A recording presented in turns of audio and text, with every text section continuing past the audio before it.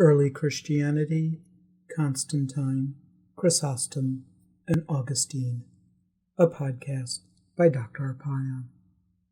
This podcast focuses on the creation of the development of the first systemic form of anti-Semitism. It analyzes Imperial Rome's persecution of Jesus-centered Jews, beginning in the 1st century and ending in the 4th century. The impact that Roman Emperor Constantine had on early Christianity in the 4th century, and the teachings of John Chrysostom and Augustine. The impact of these three men on the development of Christianity, the Western tradition, and anti-Semitism cannot be underestimated. Constantine was Roman emperor in the early 4th century. He is famous for being the first emperor to halt state-sponsored persecution of Christians. Not only did he halt them, but he promoted Christianity.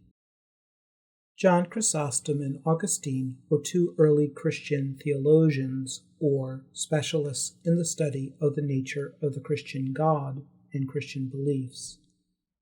They were more or less contemporaries, their lives spanning the late 4th and early 5th centuries. Both were declared saints and fathers of the faith after their death. These official Christian titles testified to the Christian Church's certainty that their souls were in the Christian heaven, and that their theological writings had special authority over Christianity's official teachings, and they remain so today. Indeed, Augustine is considered, alongside Paul of Tarsus, whom we considered in the previous podcast, to be one of the most significant Christian theologians ever. Let's begin with the so-called Roman persecution of the Christians. We need to keep in mind that this term is a myth that has been ingrained in the West. It is inaccurate, at least on two accounts. First, there was more than one Roman persecution, and these persecutions were sporadic affairs. The first began around 64 CE, and persecutions continued on and off again in different areas of the Roman Empire until religious freedom was granted by imperial law in 313 CE. So, when we talk about the Roman persecution of Christians, we're not talking about a single persecution that lasted 250 years, but sporadic persecutions over a 250-year period. Second, it is historically inaccurate to describe the target of the persecutions as Christians. At best, saying the followers of Jesus were Christians during this period is a shorthand and oversimplification. State-sponsored persecutions began when the followers of Jesus were still a Jewish sect. We call this group Jesus-centered Jews to draw attention to the historical fact that the followers of Jesus, a neutral way of referring to those who followed Jesus throughout all of history, were Jews. Roman persecutions continued as some Jews began to poke fun at the Jesus-centered Jews by calling them Christians. More and more of Jesus' followers began embracing the insult and called themselves first Christian Jews. And during this phase, the beliefs and practices adopted by the Christian Jews began to differ in important ways from the beliefs and practices of other Jews. The persecutions ended as the Christians and Jews began separating into religious communities. This complex process in the transformation of the followers of Jesus from a Jewish sect into a separate non-Jewish religion was only completed after the persecutions had already ended. So, why do textbooks and why do most people say that the Romans persecuted the Christians? One reason is that the persecutions persisted until the point in which the followers of Jesus called themselves Christians. So the term, the Roman persecution of the Christians, is a simple mistake owing to the use of a shorthand and an oversimplification of a complex historical process. But there's another reason that has to do with our history of anti-Semitism. As we shall see, the projection of Christians back to the first-century persecutions justified a Christian anti-Semitism that emerged in the late 4th and early 5th centuries. It also justified the persistence of this religious form of anti-Semitism until the second half of the 20th century. So let's take a look at the Roman persecutions of the followers of Jesus from around 64 CE to 313 CE. But first, let me say that I am not an ancient historian. So, if you are interested in ancient Rome, you should consider taking History 302, the history of ancient Rome. It traces Roman history from the early Republic down to the fall of the Roman Empire. Anyone with sophomore standing can take the course once they've completed this course. If you are interested in Roman history, feel free to contact Dr. Moore, our specialist who teaches the course. You can find his email on our department website, or you can ask me. Students assure me it's a great course. While we normally associate the persecutions with a particular emperor, in most cases, an emperor's name was associated with the persecution because it took place during his reign. Instead, the emperor set the Roman state's official stance towards the followers of Jesus, and Roman officials normally followed the emperor's lead with regard to Jesus' followers.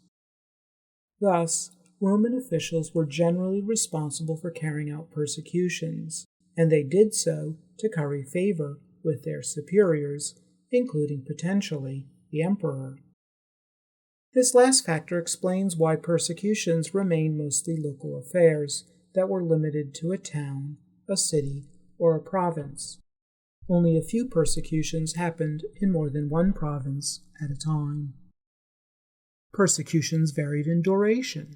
Some lasted a day, others several days, some even weeks or months.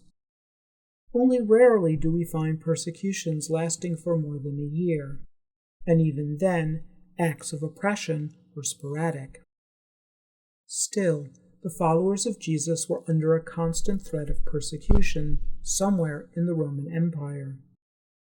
Indeed, between the first state-sponsored persecution in 64 CE, during the reign of Emperor Nero, and the legalization of Christianity in 313, at least one persecution happened somewhere in the empire in over half of the 249 intervening years.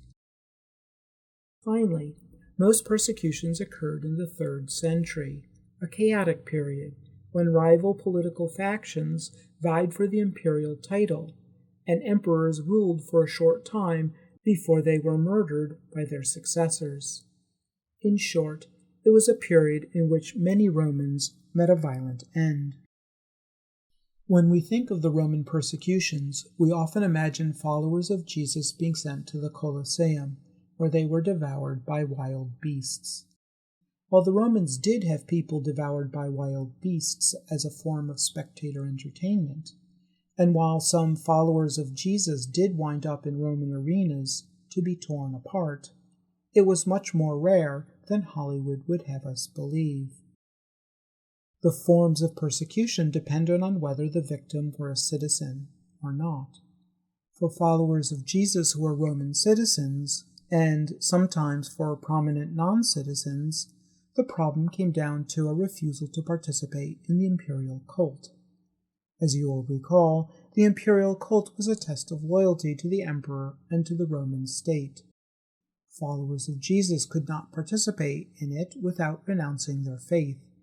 In this case, Roman citizens would be beheaded, like Paul of Tarsus was under the reign of Nero, rather than be crucified or brought to a Roman arena to be killed.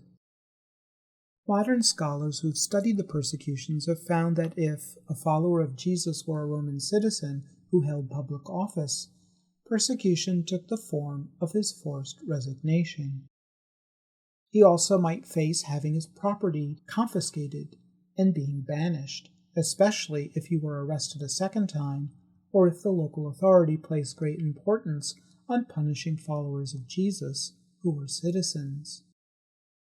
After a third time, a Roman might lose his citizenship, a terrible blow to any Roman because he lost the cultural, political, social, and economic privileges accorded to all citizens. When considering the targets of persecution, it is also important to remember that wives and children of citizens were not Roman citizens. They enjoyed privileges associated with being members of a household of a man who was. So, if a husband or father lost his citizenship, the wife and children would lose status, and they would thus face punishment indirectly, even if they were not followers of Jesus themselves. A Roman citizen might also face imprisonment as a way of inducing him to renounce his faith. Roman prisons were not nice places to be held for any length of time, so this punishment was thought to be effective. And wives and children of women citizens who were followers of Jesus might face imprisonment too. In much rarer cases, a high-ranking state official might order a Roman citizen be put to death. The wife or child of a Roman citizen could face a similar outcome. However, the death penalty for citizens and family members of citizens was the least likely outcome of all. The consequences of the persecutions for non-citizens were more limited than for citizens, and thus more severe. If a non-citizen owned property, the local official might seize it. They might expel the person from the town, city, or province, or do both. A non-citizen could face imprisonment and might be released once the persecution ended. Of course, they could also die in the unhealthy Roman prisons, or they might wind up being put to death or being enslaved.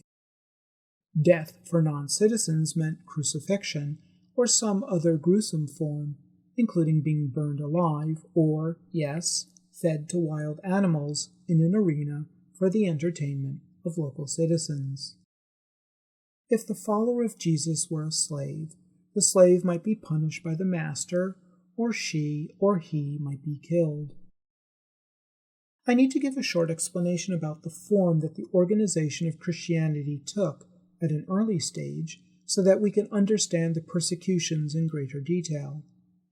This information will also be useful for later parts of the course, because Christianity remains a part of our history of anti-Semitism, into the modern age. The followers of Jesus can be divided into the laity and the clergy. The laity is the term given to Jesus' followers who are not members of the clergy. The clergy were separate from the laity because only they could perform most Christian rituals. For the first several hundred years, many members of the clergy were elected by the laity. A person remained a member of the clergy until death. Since the Roman Republic, ancient Rome was divided into provinces and later subdivided into smaller regions called dioceses, as can be seen in this map of around 100 CE. As the followers of Jesus assimilated, they developed an organizational and geographical structure based on the Roman provincial and diocesan model. And again, let me caution you that I am simplifying a highly complex process of development and growth of the Christian clergy. If you are interested in learning more about the development of Christianity, you should really consider taking Religious Studies 385, a course dedicated to Christianity. From the 1st to the 4th century, the Roman Empire was the imagined geographical center of the world for most followers of Jesus, and they were no different from other people living in the empire or the many groups living on the periphery of the empire. Although the position of leadership for Jesus' followers was a contested one and changed location, it eventually became located in Rome and was held by the bishop of the faith community of the city. The term bishop is derived from the Koine word meaning administrator. The bishop administrated several churches that made up his diocese. At this time, a person chosen to be a bishop could come from either the clergy or the laity. Indeed, some of the most famous early bishops became members of the clergy only after having been chosen as bishops. Eventually, bishops would assert complete authority over all the clergy and laity in their diocese, and the Bishop of Rome would claim complete authority over all other bishops. One reason for the Bishop of Rome becoming the leader of the followers of Jesus was that Rome was both the capital of the empire and an important political center. Another reason was that the two most important leaders in the early community, the apostles Peter and Paul, were supposed to have administered the city prior to their death. Moreover, they were martyred and buried in the city, so the city became a destination for pilgrims seeking a sense of geographical and physical attachment to them. At both the provincial and diocesan levels, the leaders were also called bishops. They oversaw all of the churches, clergy, and laity in the area under their control.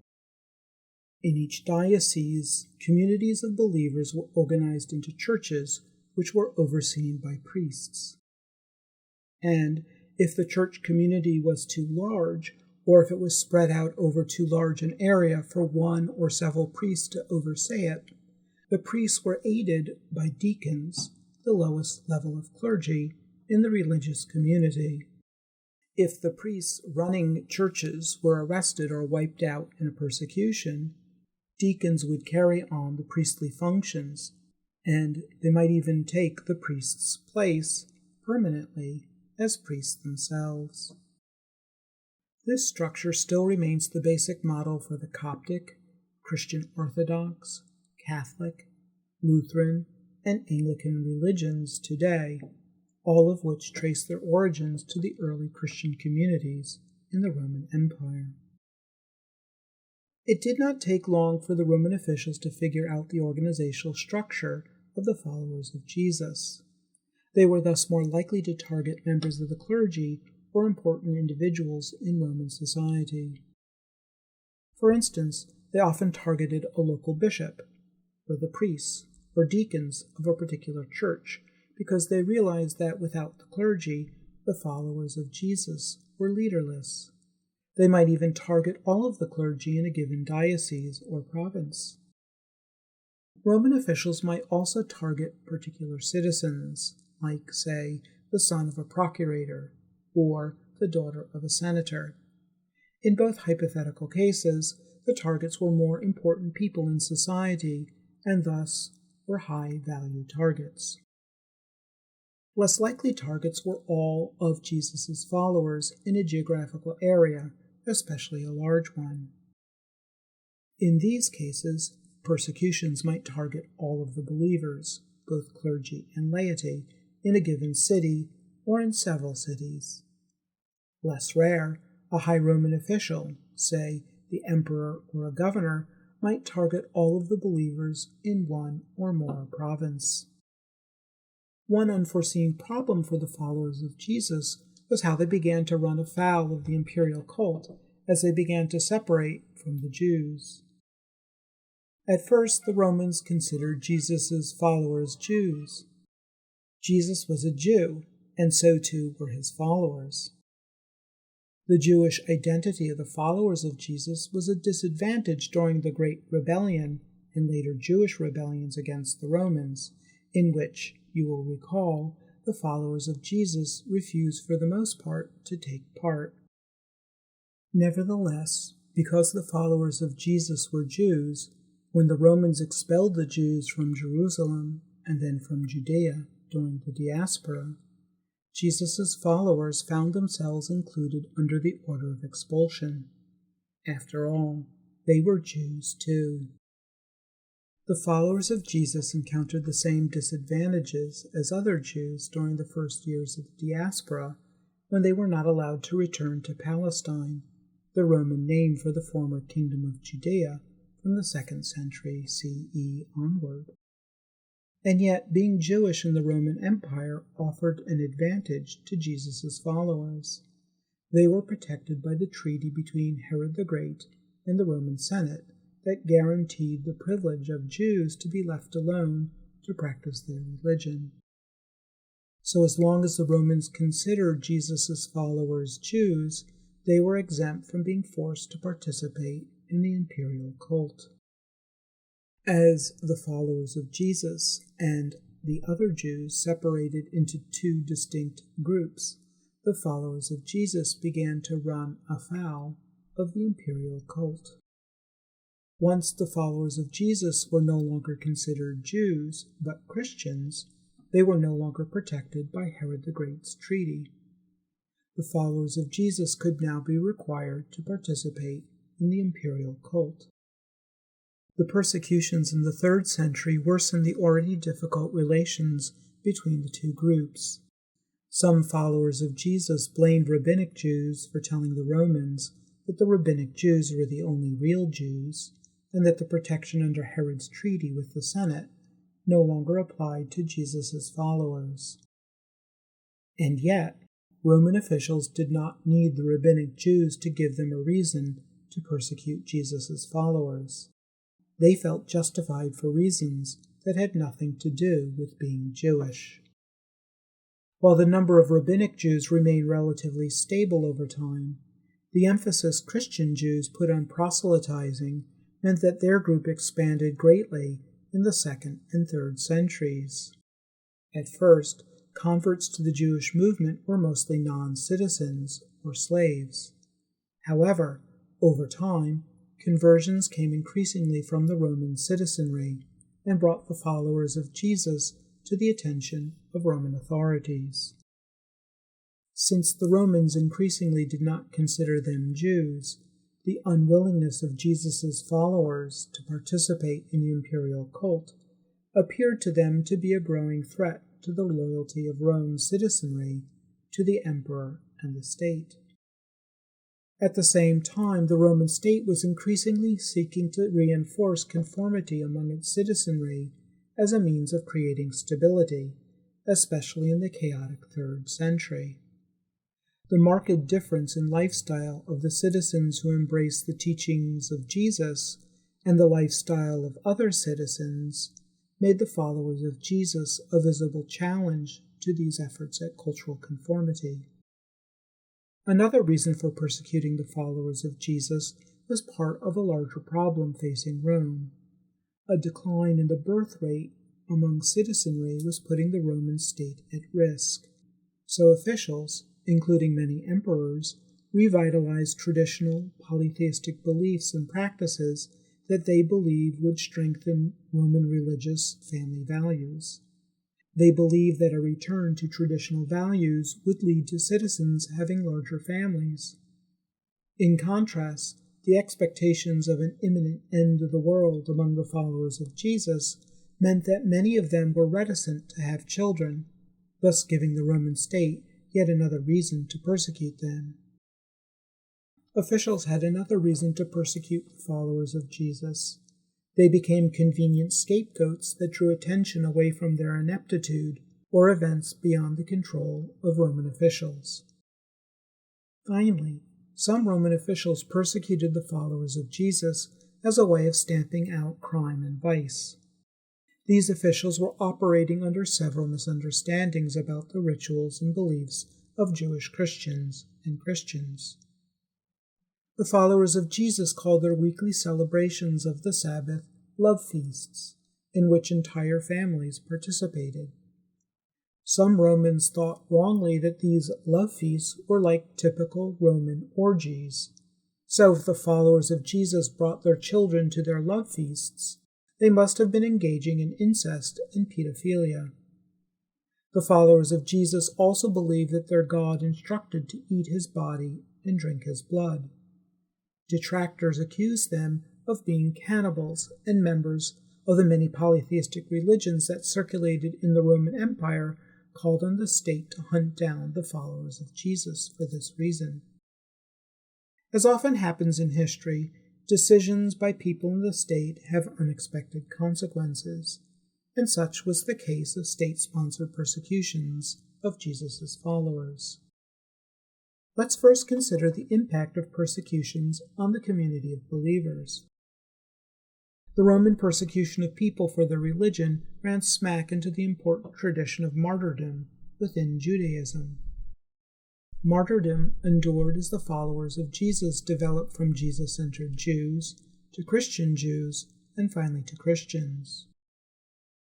A martyr is someone who freely chooses suffering, death, or both, rather than renounce one's religious beliefs. The Jewish tradition of martyrdom can be traced back as far as the myth of Abraham. The Hebrew Bible recounts the stories of many Jews who suffered for their beliefs. Indeed, the Hebrew Bible can be considered one long martyrology of a people who had chosen suffering and death rather than disobeying the laws of the God whom they believed was the only deity in the universe. For instance, the Maccabean rebellion of the 2nd century BCE offered recent examples of martyrdom. This rebellion is still celebrated today in the holiday of Hanukkah. On Yom Kippur, the most solemn holiday of the year, Jews around the world still celebrate the many martyrs who have died for their faith, now including the Jews who perished in the Holocaust. The roots of Christianity and Judaism offer the potential for martyrdom to retain its importance in the Christian faith. The Roman persecutions cemented martyrdom as a Christian tradition. Followers of Jesus believed that any of their co-religionaries who died for their faith went automatically to a heaven to be with Jesus in an afterlife. It is no wonder then that Christian martyrs became models for the followers of Jesus to emulate. Suffering death voluntarily at the hands of persecutors was a guarantee of eternal salvation. The persecution of the followers of Jesus also had an impact on people who believed in other religions. The followers of Jesus went freely to their deaths, many of which were quite gruesome and reserved only for non-citizens. Christian Stoicism, that is, the endurance of pain and suffering without displaying feelings or without complaining, generated sympathy and inspired conversions. So Roman persecutions could backfire. Martyrdom provided the bases of new myths for the followers of Jesus, as they've transformed over the approximately 250 years of persecutions from Jesus-centered Jews to Christian Jews, and finally to Christians by the 4th century. Next, let's turn to the figure of Constantine. To explain his origins, we need to learn another aspect of Roman history in the 3rd century. By this time, imperial Rome had become so difficult to manage that the Emperor Diocletian divided it into two halves. One half included the Western Mediterranean, the other the Eastern Mediterranean. Emperors then subdivided each region again, as you can see from the 4 colors on the map. 2 co-emperors ruled each half, one with the title of Caesar and the other with the title of Augustus. So we pick up our history of anti-Semitism with a young Roman general named Constantine, who managed to claw his way to the top and claim the title of co-emperor in the western half of the Roman Empire. In 312, he faced an opposing army at the other side of a bridge near the city of Rome called the Milvian Bridge.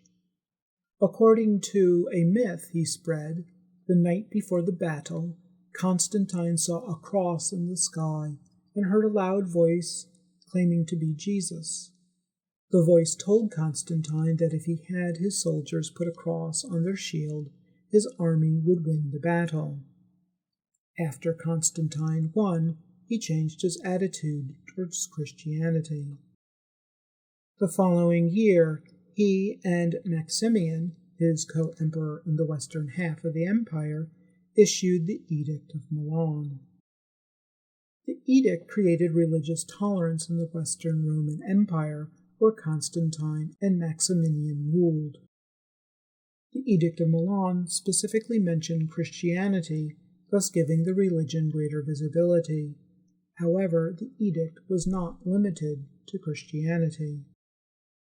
The official polytheistic state religion was still privileged, and the imperial cult remained. However, the Edict of Milan affirmed the principle that monotheists, such as rabbinic and Christian Jews, did not have to worship the co-emperors or their ancestors. It did not mean that the state would allow religious communities to do as they pleased, and the state could still interfere in religious matters. But still, the edict did mark a sea change in the state's attitude towards Christians because of 2 centuries of state-sponsored persecution. At first, there was one important limitation. The edict did not apply to the Eastern Roman Empire, because the eastern half was under different co-emperors who did not recognize the edict. Constantine extended the edict to the rest of the empire 10 years later, in 324, when he defeated the co-emperors in the eastern Mediterranean and put an end to the Roman Tetrarchy. And the Edict of Milan became an important element in his policies of unifying the emperor. More or less at the same time that Constantine had issued the Edict of Milan, he also enacted a law concerning Jews. Although we do not know Constantine's intentions for enacting it, the law put Jews at a disadvantage with regards to Christians. It made it illegal for anyone to convert to Judaism or to worship with them. Of course, Jews did not actively try to convert people to their religion, and the law did not stop Jewish children from being initiated into Judaism. It also prevented Jews from trying to get Christian family members to return to Judaism. Additionally, the law made it illegal for Jews to block another Jew's conversion to Christianity. The punishment for all these crimes was public burning. However, Constantine did not enforce the law, and it was eventually withdrawn. Still, though never enforced and quickly rescinded, the law became a model for later Christian rulers in the 5th century who cited it to justify their own forms of state-sponsored anti-Semitism. Although Constantine did not convert to Christianity until his deathbed, he credited Jesus for his success as emperor. Indeed, after uniting the empire under his undivided rule in 324, he had a large statue of himself placed in Rome, portraying him holding aloft a cross with words to the effect that he owed his success to both his own capabilities and the intervention of Jesus. He also promoted Christianity in other ways. He donated property and enormous amounts of wealth to Christian clergy. These contributions furthered the spread of Christianity in the empire. He appointed Christians to positions of importance within the state bureaucracy, thus laying the foundation for the future Christianization of the Roman state. And he intervened in the internal affairs of the Christian community to ensure that the religious movement would remain unified. Constantine's most significant intervention in internal Christian affairs was his convocation of a meeting of church leaders in 325 in the city of Nicaea, which is now called Iznik and which is located in the modern country of Turkey. The followers of Jesus had struggled to ensure unity after the diaspora. Disagreements had broken out many times in the first 300 years. During Constantine's reign, internal disagreements over theology were once again dividing the faith. A year after Constantine unified the empire, he convoked a council in Nicaea to settle differences dividing the Christian community. Although he was not yet a member of the religion, remember, he only converted to Christianity on his deathbed, he presided over the Council of Nicaea and intervened in key moments to ensure the council's success. The most significant outcome of his intervention was the adoption of the Nicene Creed, an official statement of beliefs that all Christians had to espouse in order to call themselves Christians. It remains today the official statement of faith of all Christians. As we have already learned, the followers of Jesus and rabbinic Jews had already begun to split into two separate religions. Although many Christians still considered themselves Christian Jews, the Council of Nicaea took the deliberate step to formalize the division between Jews and Christians. Some Christian communities continued to use prayers, practices, and rituals that belonged to rabbinic Judaism. Opponents among the followers of Jesus called these believers Judaizing Christians. It was a way to accuse them of wanting to remain a sect of Judaism. The Council of Nicaea officially condemned Judaizing Christians and expelled them if they did not change their beliefs. To ensure separation of Jews and Christians, the Council moved the Christian Sabbath from Saturday to Sunday. It established a uniform calendar of Christian holy days so that they would not coincide with Jewish holy days. It prohibited Christians from attending Jewish services in synagogue on Saturday and Christian services in a church on Sunday. The Christian leadership responded positively to Constantine's advances and embraced the Roman state. As a way of thanking Constantine for the favors he showed them, Christians showered him with flattery and praise, and they glorified the emperor and his family. They began to depict Jesus and the apostles as Romans in religious images. Now, all depictions of Jesus are imaginary. No images of Jesus were made during his lifetime or during the lifetimes of those who knew him. So depictions of Jesus offer fertile ground for the imagination. And, remarkably, during Constantine's reign, Christian portrayals of their God Jesus now reflected the Christians' newfound love for the emperor. Jesus was portrayed now as an emperor figure that melded the figures of Jesus and Constantine, as we can see in this mosaic from the church of Santa Prudenciana. The church was built with donations from Constantine and still stands in the modern city of Rome. Jesus is portrayed here as a Roman emperor, clothed in a golden toga and seated on a bejeweled throne. His pose is typically Roman, and the backdrop resembles an imperial palace.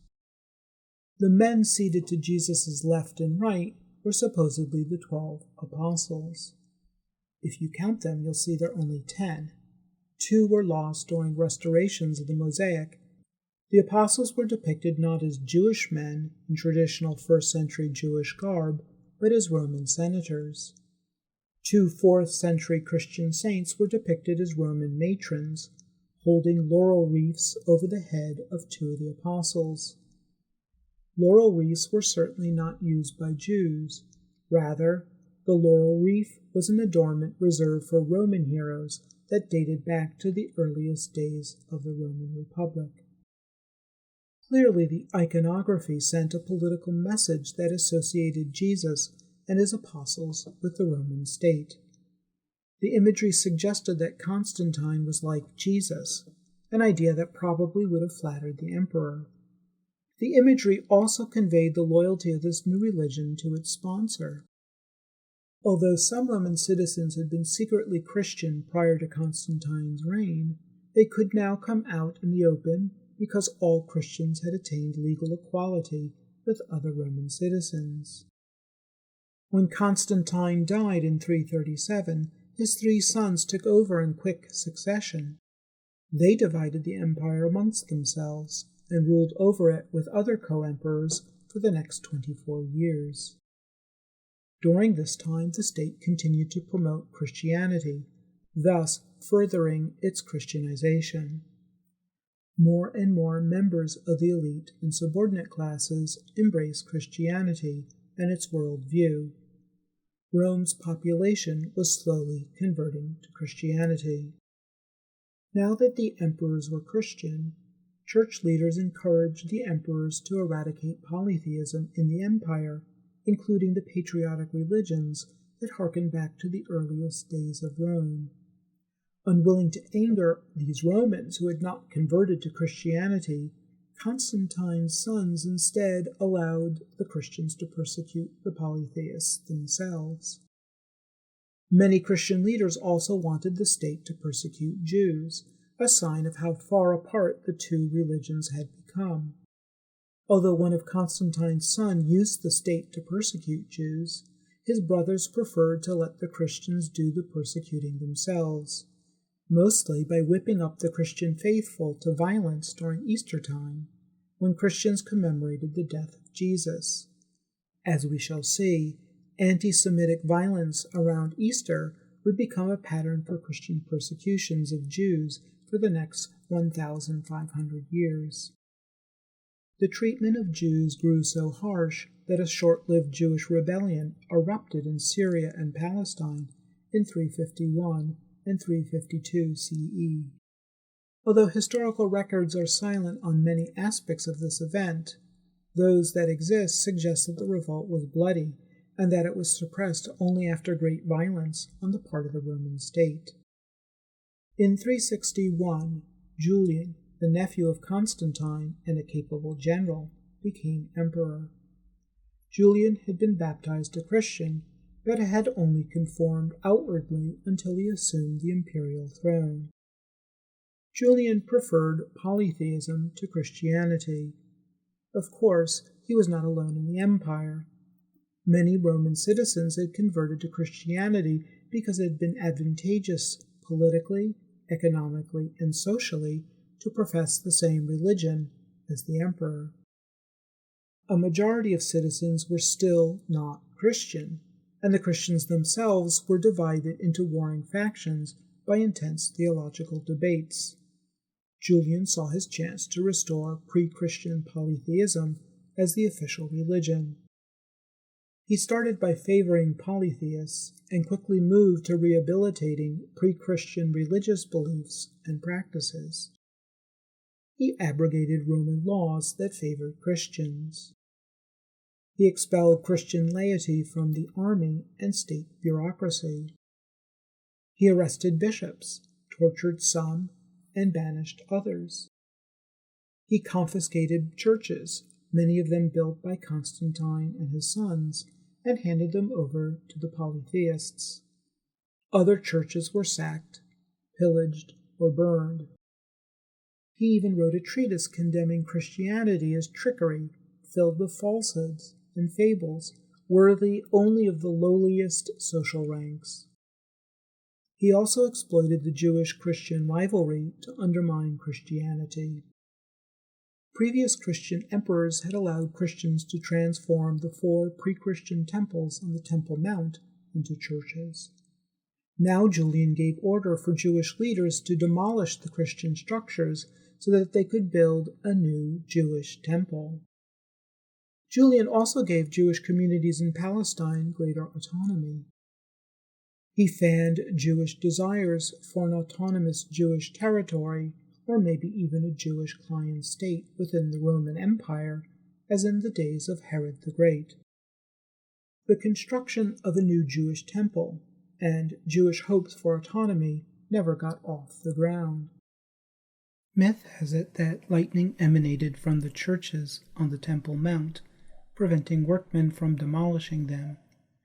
A much more probable cause for not rebuilding a third temple can be found instead in growing political problems. Julian's austerity and strict moral code managed to alienate many polytheists who might otherwise have supported him. Except for stoking antagonisms between Christians and Jews, and between Christians and polytheists, Julian's rule did not make a major impact.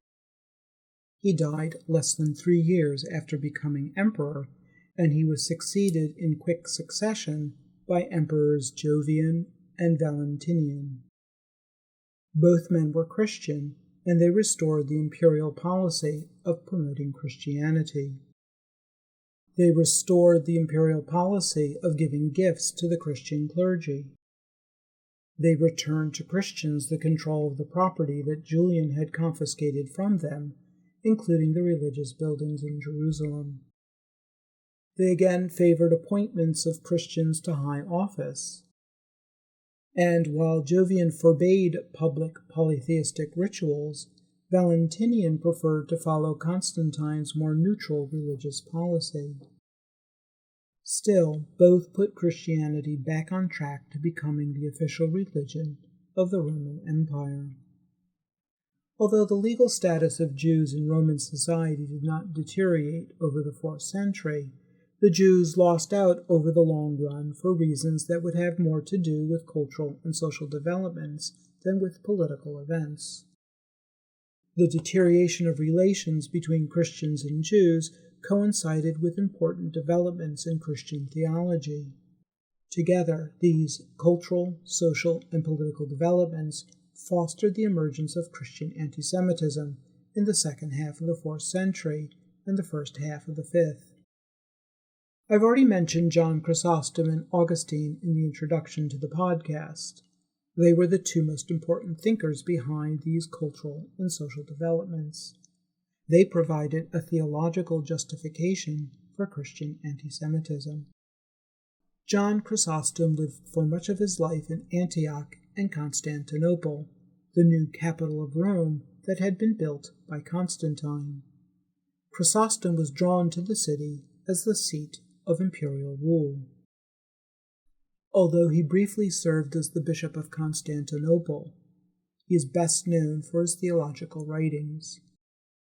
From his early public life, Chrysostom was a leading proponent for ending any dialogue between Christians and Jews. Instead, he lent his considerable authority to the charge of deicide against the Jews. Now, you should recall from our previous discussions that deicide means the murder of a god, and refers in this case to the false accusation that arose in the 2nd and 3rd centuries that the Jews put Jesus to death. Chrysostom formulated a theological basis for Christian anti-Semitism by othering Jews. He spun historical facts into half-truths. He cherry-picked passages from the Hebrew Bible to claim that the Hebrew prophets foretold the coming of Jesus as the Messiah and as the son of the God of Abraham. This view that the Jews prepared the way for the coming of Jesus and the creation of a kingdom of God turned the Jewish way of thinking about their identity against them.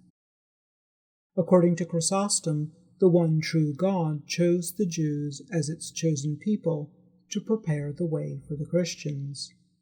The God of Abraham did not select the Jews to remain his chosen people forever. That identity belonged to Christians alone. Christians believe that Jesus had two natures, one human and the other divine, so he was both God and man. As a man, one would normally think that Jesus was Jewish. After all, he was born of Jewish parents. But Chrysostom cited the Christian dogma of the virgin birth to disprove the Jewishness of Jesus' human nature. The dogma of the virgin birth was only adopted in the 2nd century by the Christian community as an essential belief for all followers of Jesus. It held that Mary, the mother of Jesus, conceived him miraculously by the intervention of the same God as the Jews believed. Thus, Jesus was not the son of Joseph, Mary's husband. This idea reinforced Chrysostom's view that, yes, the Jews were essential in the history of humanity, but only as a means of bringing Jesus into the world. After Jesus' birth, a new era in human history began. The Jews now played the role of the killers of Jesus, so that Jesus could resurrect himself and redeem humanity, according to the God of Abraham's divine plan for human history. Furthermore, because the Jews rejected Jesus and murdered him, he had not come to redeem them, but everyone else. Once Chrysostom established that Jesus was not Jewish, and that he had not come to save the Jews, it followed logically that neither were his followers Jewish. They did not belong to the group of disbelievers in Jesus, and they certainly did not get involved in his murder because they believed he was God. This juxtaposition of Jews and Christians allowed Chrysostom to project a Christian identity back in time to Jesus and his followers. Jesus was a Christian God, and his first followers were Christians, not Jews. The Jews were opposites of Christians, and the Christians were the opposite of Jews. Chrysostom proposed nothing less than a single marker of difference from Jesus' lifetime onwards for all humanity. The rejection of Jesus and God and responsibility for his murder divided humanity into two groups, the Jews on the one hand and the Christians on the other. This division of humanity conveniently left out Roman polytheists as neither Christian nor Jews, and guiltless in Jesus' death. Implicitly, those who had never heard of Jesus belonged to a group of potential Christians whom believers were supposed to convert to Christianity. Hence, the Christians began calling polytheists pagans. The etymology or history of the word pagan is extremely relevant to our discussion. Christians coined the term in the 3rd or 4th century. Scholars disagree on when it was first used. It came from the Latin word for civilian, paganus. In using this term, Christians meant that polytheists were not yet enlisted in the army of Christ. They were still civilians, and it was up to Christians to convert them and thus enlist them in the Christian God's army. The Jews, by contrast, became the downright enemies of the Christians. Chrysostom thus transformed the Christian religion into an anti-Semitic religion. The continued espousal of Judaism in Chrysostom's day proved that the Jews continued their rejection of Jesus, but deicide was a much more difficult charge to level against Jews who could not have played a part in Jesus' death because they were born after he died. To prove otherwise, Chrysostom drew on a key passage in the Gospel of Matthew. In this key passage, Jesus has been brought before Pontius Pilate, the procurator of Judea, for judgment. Pilate's wife had warned her husband that she had had a dream that told her that Jesus was innocent, and she warned her husband not to have anything to do with his death. Not wanting to be responsible for the death of an innocent man, Pilate proposed to the people of Jerusalem assembled below that he release Jesus and have them kill a murderer named Barabbas. Instead, the people demanded that Jesus be crucified. The Gospel tells us, when Pilate saw that he was getting nowhere, but that instead an uproar was starting, he took water and washed his hands in front of the crowd. "I am innocent of this man's blood," he said. "It is your responsibility." All the people answered, "His blood be upon us and on our children." Then he released Barabbas to them, but he had Jesus flogged and handed him over to be crucified. Here was proof of how the Jews, and not the Romans, were responsible for Jesus' death. The Jews called upon themselves an eternal curse that made all Jews, forevermore, guilty of deicide. Thus, in Chrysostom's hands, the Jews and Christians became theological categories that transcended time. They existed in the past, the present, the future, and even the afterlife. Only conversion to Christianity could erase this essential marker of difference that set the Jews and the Christians apart as intrinsically different. Having made the choice to murder Jesus, the Jews were now only capable of doing evil. The implication was that the Jews did not have the ability to choose between right and wrong, the one attribute that Christian writers said differentiated humans from animals. Chrysostom underscored in his writings and sermons the supposed lack of a basic human quality of Jews by constantly likening them to dogs and wild animals. He also accused the Jews of being possessed by demonic forces led by Satan, whose name derived from the Hebrew word meaning adversary, and whose function was to oppose the God of Abraham and work evil on the earth until the end of time. For Chrysostom, the history of humanity and the Jews now diverge from Jesus' birth onward. With the arrival of Jesus, the history of humanity continued as a process of humans drawing ever nearer to God. By contrast, the history of the Jews after Jesus' birth became a process of drawing ever farther away from God. Next, let's consider why we can conclude that Chrysostom's interpretation of Christianity constituted anti-Semitism. If we evaluate Chrysostom's Weltanschauung, he clearly had one in which the categories of Jews and Jewishness played a central role in human history. He created negative stereotypes about Jews that juxtaposed them and Christians as inherently different.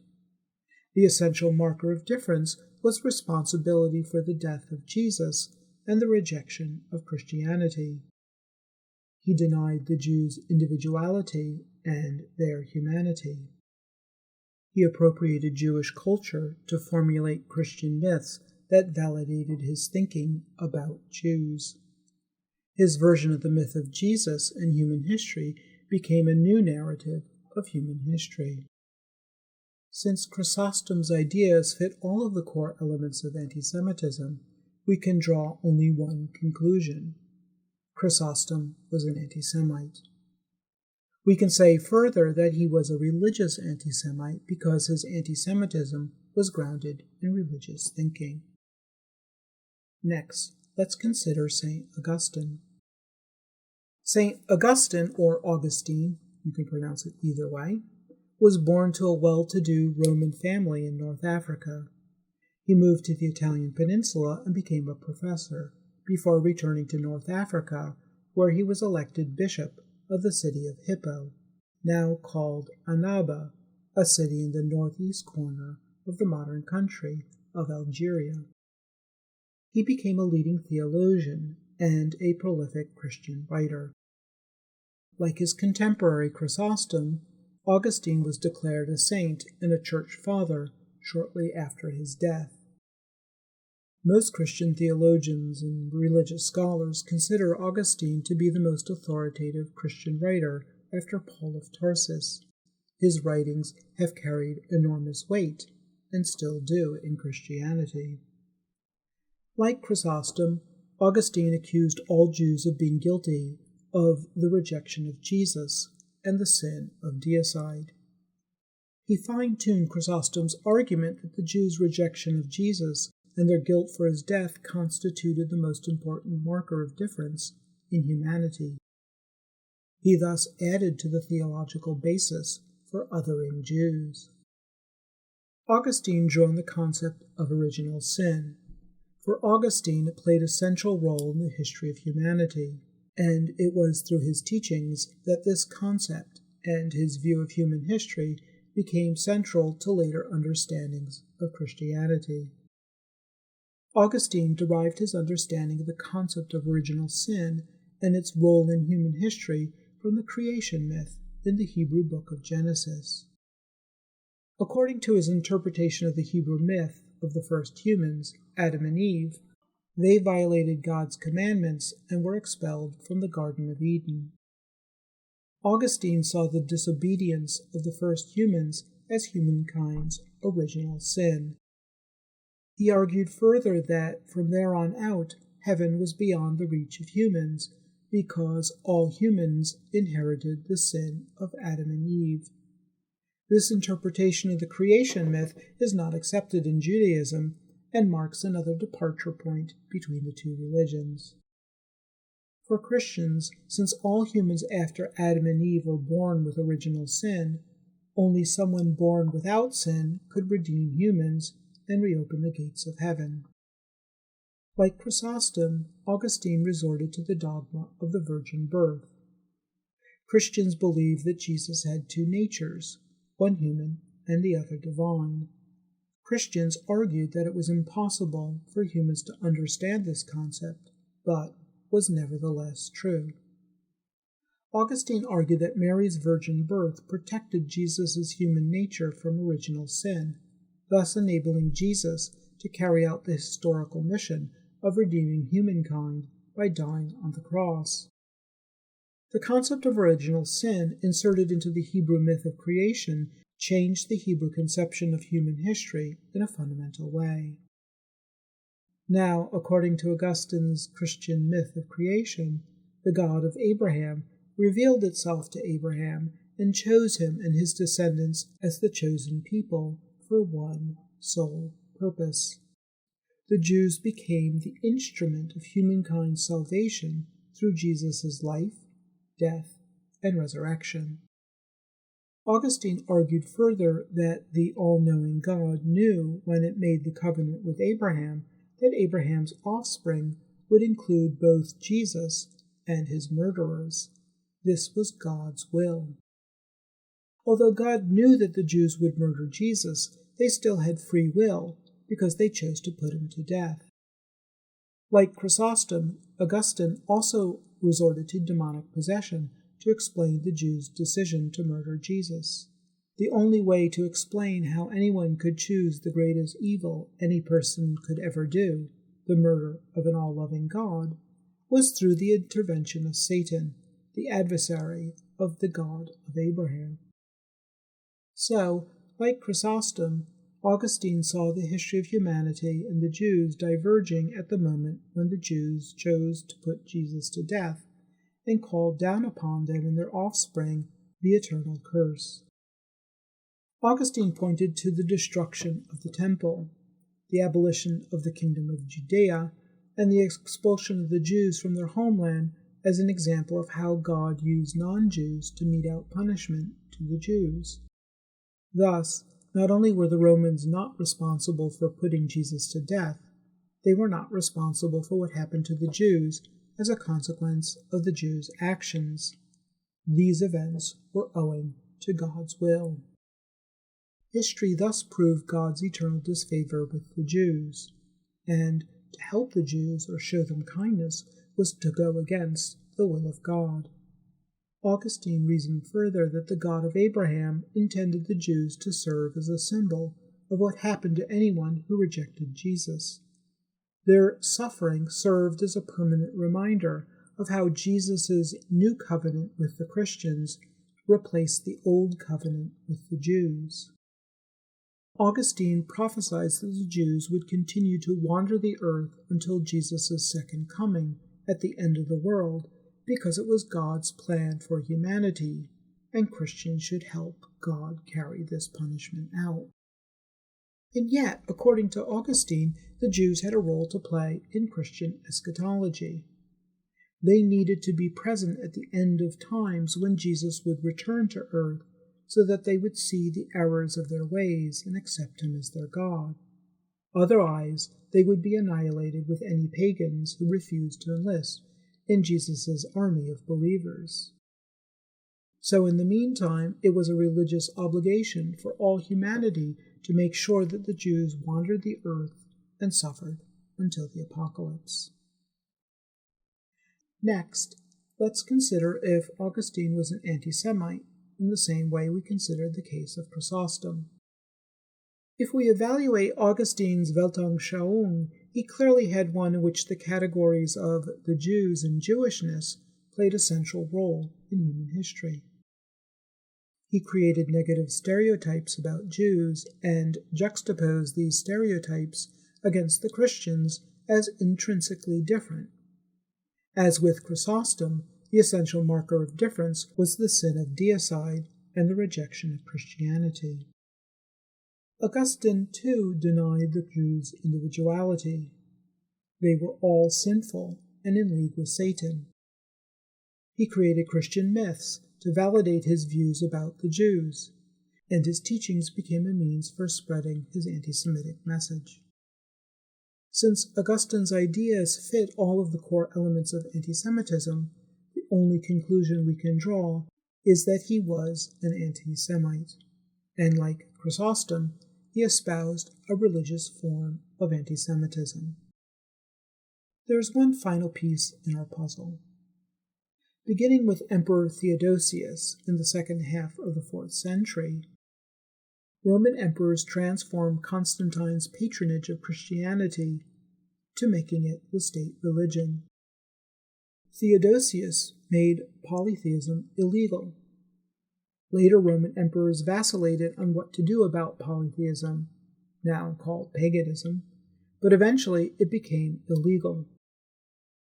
The Jews did not fall under this prohibition because they were monotheists. Instead, Theodosius placed greater legal restrictions on them. Later emperors would vacillate between increasing and decreasing the restrictions that they placed on Jews.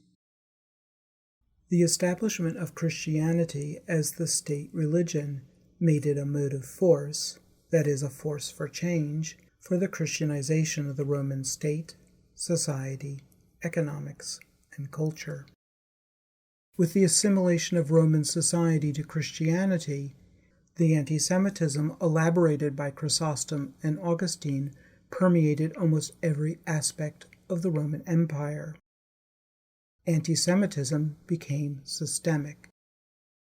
It was pervasive, it persisted over time, and it became inescapable.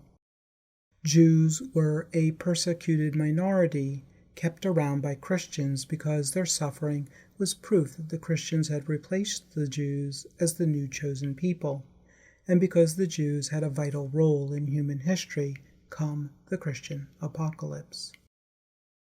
The Roman Empire fell in the western half in 476. It lived on in the eastern half almost 1,000 years more, until it fell to a Muslim army in 1453. As the Roman Empire slowly dissolved, successor states in Europe reproduced the religious anti-Semitism that had emerged in the later Roman Empire. The history of anti-Semitism after the fall of the western half of the Roman Empire is a chapter we will consider later in the course.